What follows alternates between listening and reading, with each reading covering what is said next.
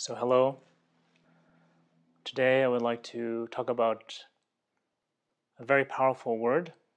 In Sanskrit, we say bodhicitta, and it means an individual who has taken love and compassion into their heart in a strong way, where they have, in a sense, dedicated their life to trying to help others. And bodhicitta, or we can say arousing bodhicitta, bringing that kind of energy, is tremendously powerful.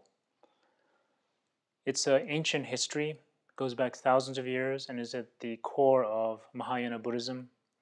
And in a sense, it's very powerful, very profound. It has many meanings. But I feel this quality of bodhicitta we experience every day. We may see someone who is struggling, a child crying, an animal being hurt. We may see just many, many things. Poor individuals, difficult in many, many situations, whether it's poverty or whether it's physical illness. But there's a moment where our mind reacts in a very visceral way, in a very kind of primordial, first thought, immediate way. And we think, that shouldn't be going on. I would like to stop that suffering. I would want that pain to go away.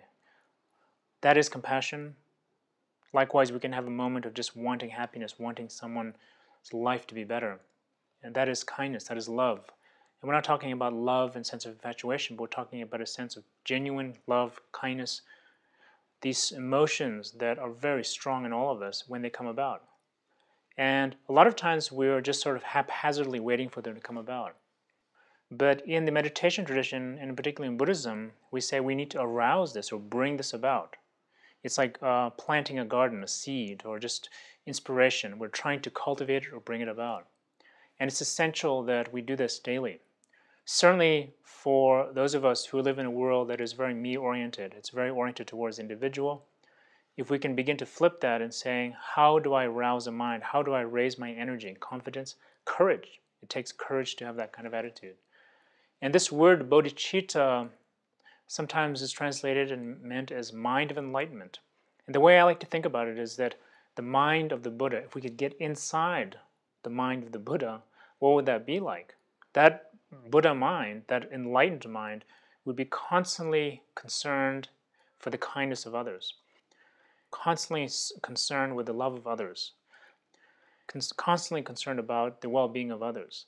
And that sort of natural mind. And it's maybe a mind that our parents had for us, someone we love has for us, just their concern.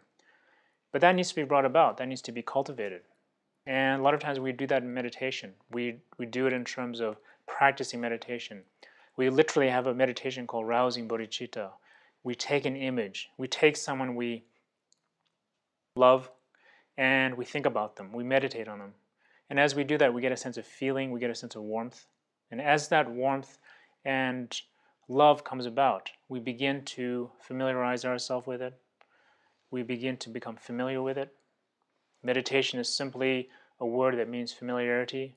So we meditate on it, we become familiar. And as we become familiar, that feeling of concern about others. Of course, when we think about someone we care about, we don't want them to be hurt. We want good things to happen to them. So here, arousing it is that it slowly comes about. It's dormant, it's in us all the time. And now, through this practice of meditation, through this attitude, we are bringing it out.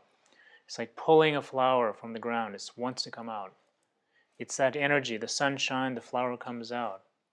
I like to think of it as sort of like pulling at our heartstrings. It begins to come. And then, is this a weak emotion? Not at all. It's a very powerful one. It's a transformative emotion.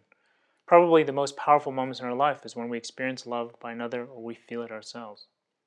But we can now actually generate this not just for the ones we care about, but for other individuals, even strangers. And ultimately, if we become strong enough, we can actually do it for those who we have difficult time with. So we begin to all of a sudden go out further. And why is this powerful? Because generally speaking, we have divided our world up. Those we like, those we don't like. And that causes a lot of stress and grief. So rousing bodhicitta begins to basically make things much more even. Our mind is more even. Our life is more even. Our life has a sense of peace. There's a sense of sharing that. So the rousing of compassion, the rousing of loving kindness, is something that we can do at any time. I encourage you to do it maybe in the morning, before you go to work, before you go to school, before we enter life. That mind of caring about others, that mind of enlightenment, may it be your mind. Thank you.